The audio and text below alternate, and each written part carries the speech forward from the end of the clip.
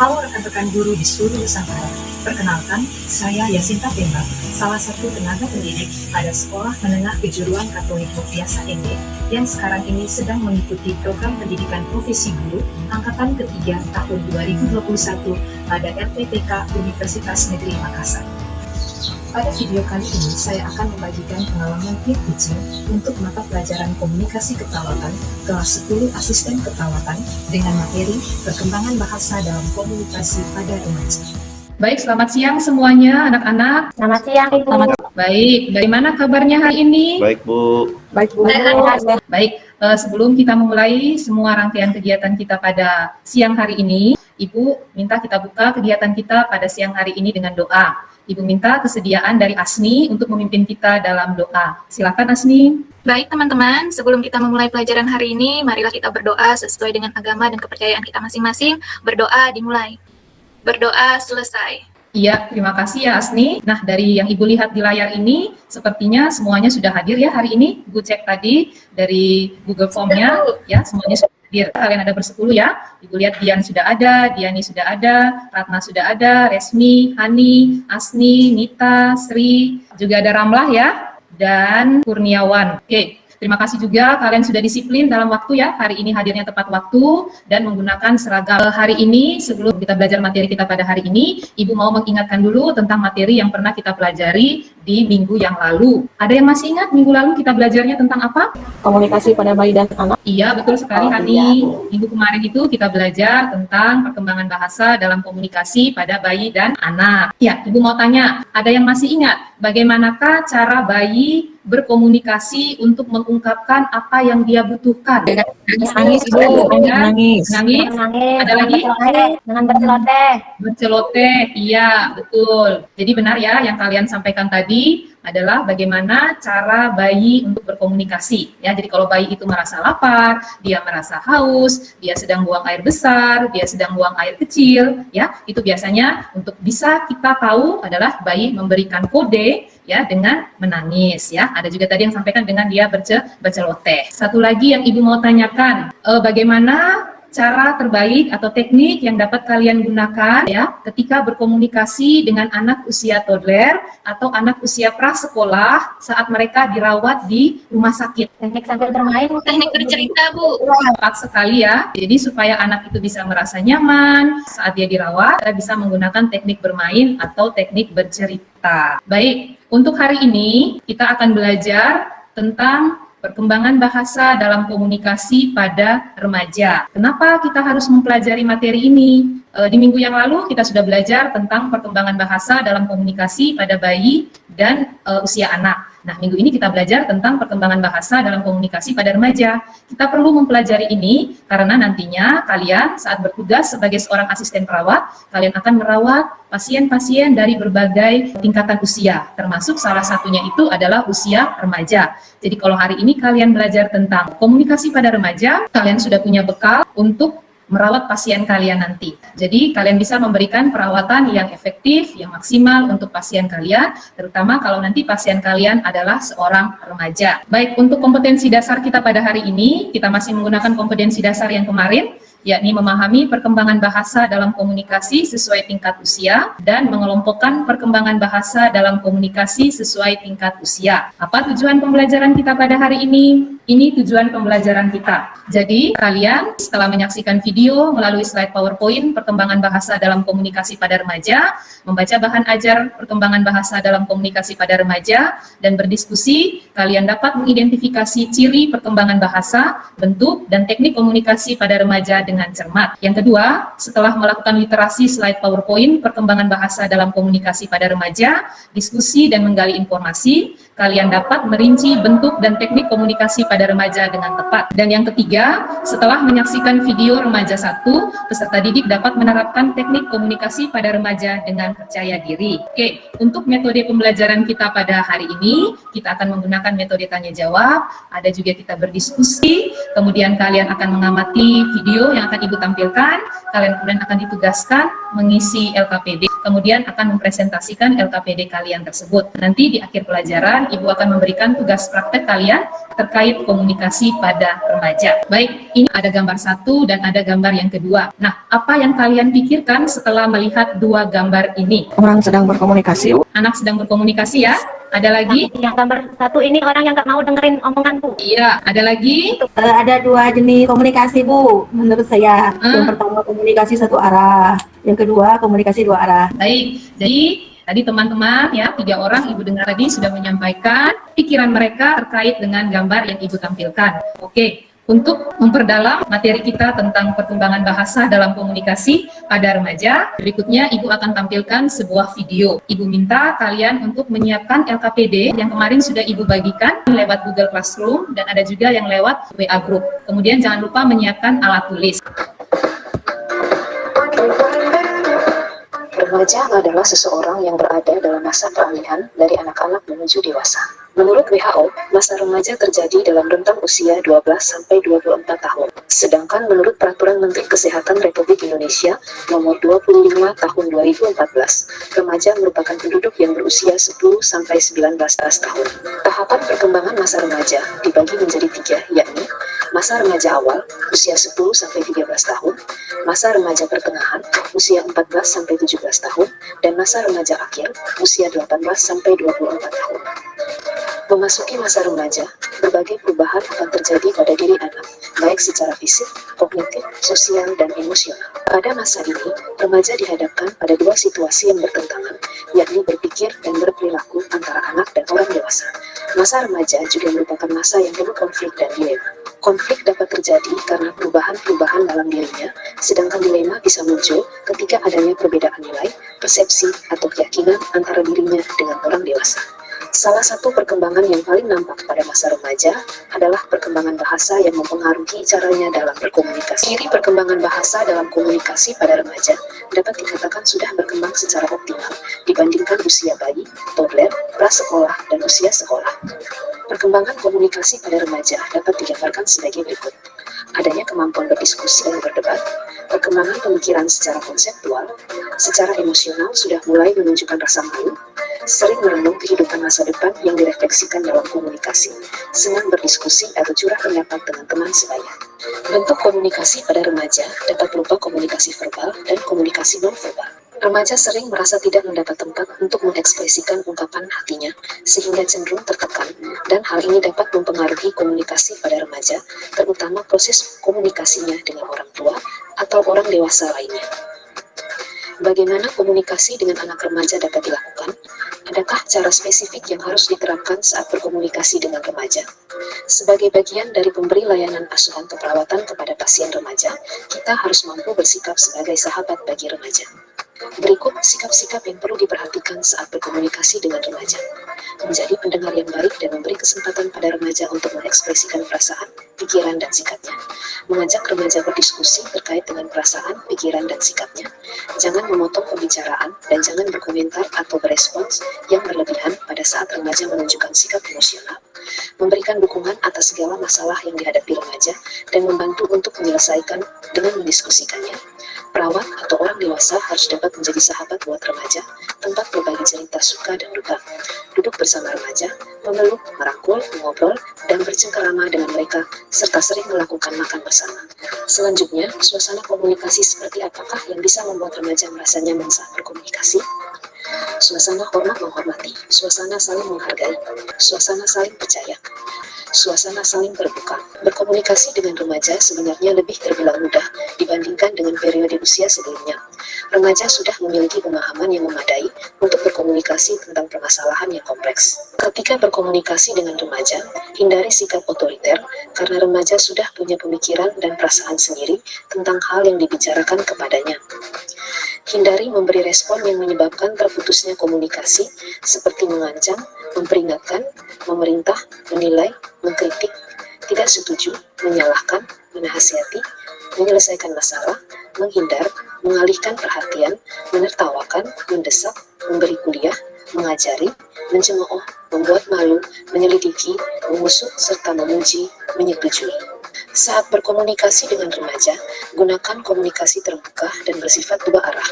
Artinya, pergantian yang berbicara dan yang mendengarkan. Jangan mendominasi pembicaraan, serta sediakan waktu untuk remaja menyampaikan pendapatnya. Mari kita lihat bersama penerapan teknik komunikasi sesuai tingkat perkembangan remaja. Mendengar aktif, memahami dan menghargai apa yang diutarakan remaja. Sediakan waktu yang cukup untuk berkomunikasi dengan remaja. Jangan memaksa remaja untuk mengungkapkan sesuatu yang dia rahasiakan karena akan membuatnya tidak nyaman dan enggan berkomunikasi.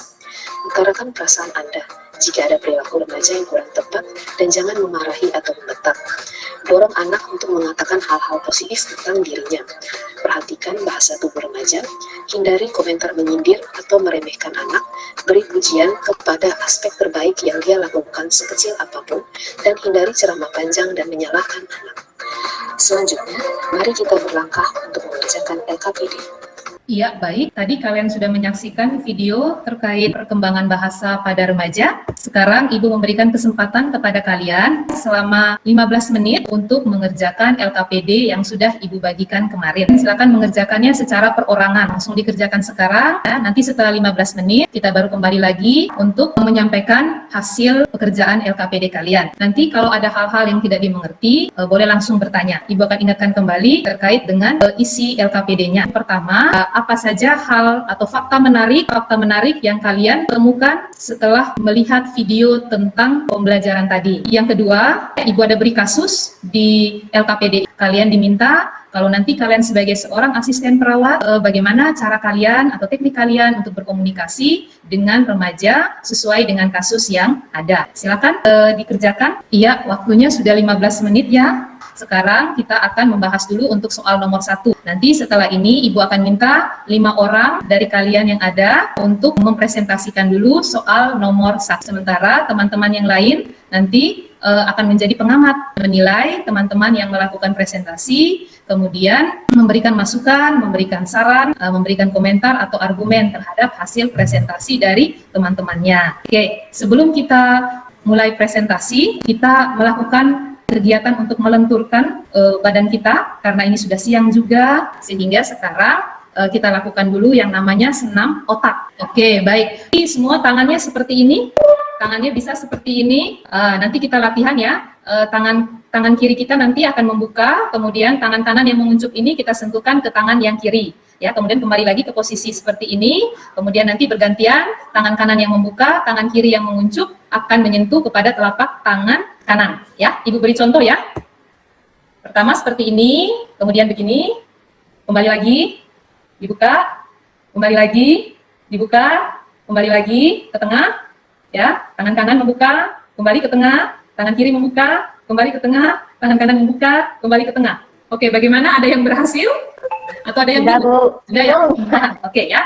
Ya, tangannya mengatup semua seperti ini. Kita mulai membuka duluan dari tangan sebelah kiri ya. Kita mulai. 1, 2, 3. Kita ke tangan kiri.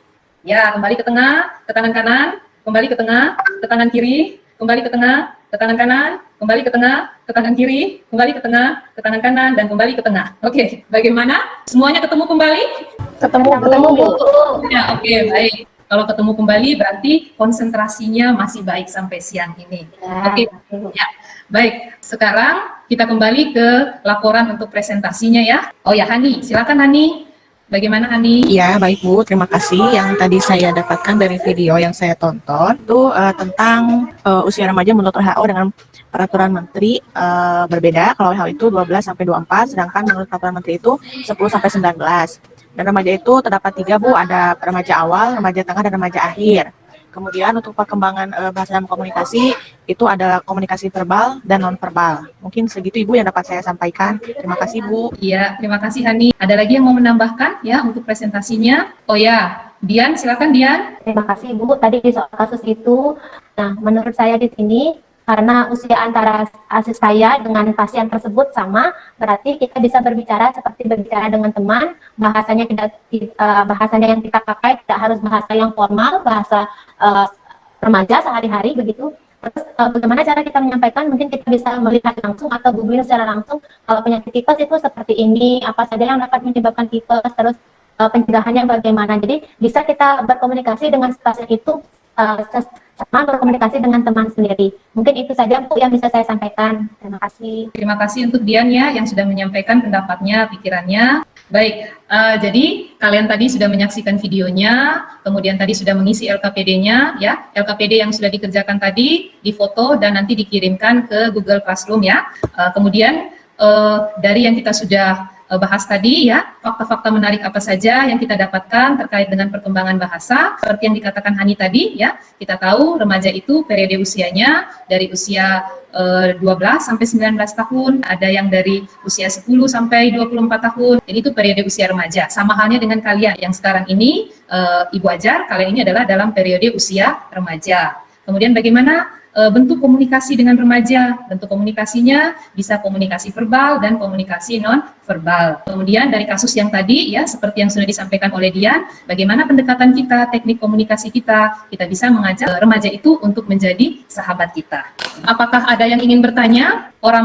Ramlah mau bertanya, Ramlah silakan. Iya Bu, mau bertanya Bu tentang komunikasi. Bagaimana Bu kalau ada teman-teman suka marah-marah Bu, komunikasinya bagaimana Bu? Baik, bagaimana kalau bertemu dengan teman yang suka marah-marah? Adakah yang di kelas ini ya, teman-teman yang lain, adakah yang bisa menjawab bagaimana kalau kita bertemu dengan teman yang suka marah-marah? Dicuekin aja yang marahnya. Oh, dicuekin aja. Itu biasanya saya beri cerita-cerita yang lucu Bu, biar nggak terlalu tegang gitu Bu.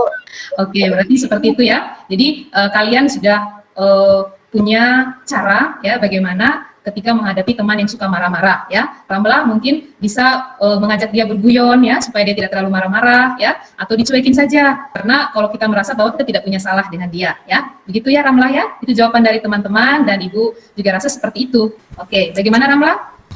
Makasih Bu. Baik, terima kasih ya untuk Ramlah. Dari semua kegiatan yang telah kita lakukan pada hari ini, sebelum kita mengakhiri pertemuan kita bikin dulu kesimpulan ya. Apa kesimpulan atau manfaat apa yang kalian dapat setelah kalian mempelajari tentang materi ini? Ada yang bisa bikin kesimpulan? Menurut saya kesimpulannya jadi kita bisa memahami atau mengetahui cara berkomunikasi dengan yang seumuran dengan kita, terutama pada saat melakukan PKL lapangan nanti. Jadi Kurniawan tadi sudah mendapatkan manfaatnya bahwa dia akan tahu bagaimana caranya berkomunikasi dengan remaja.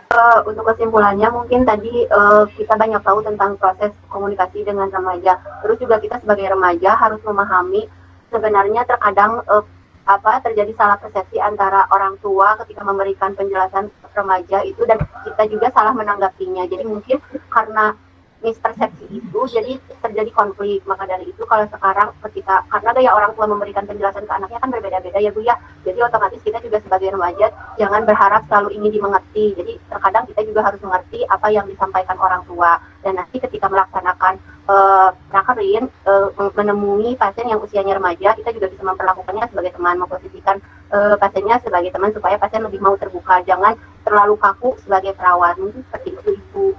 Ya, terima kasih Nita. Kesimpulannya bagus sekali ya.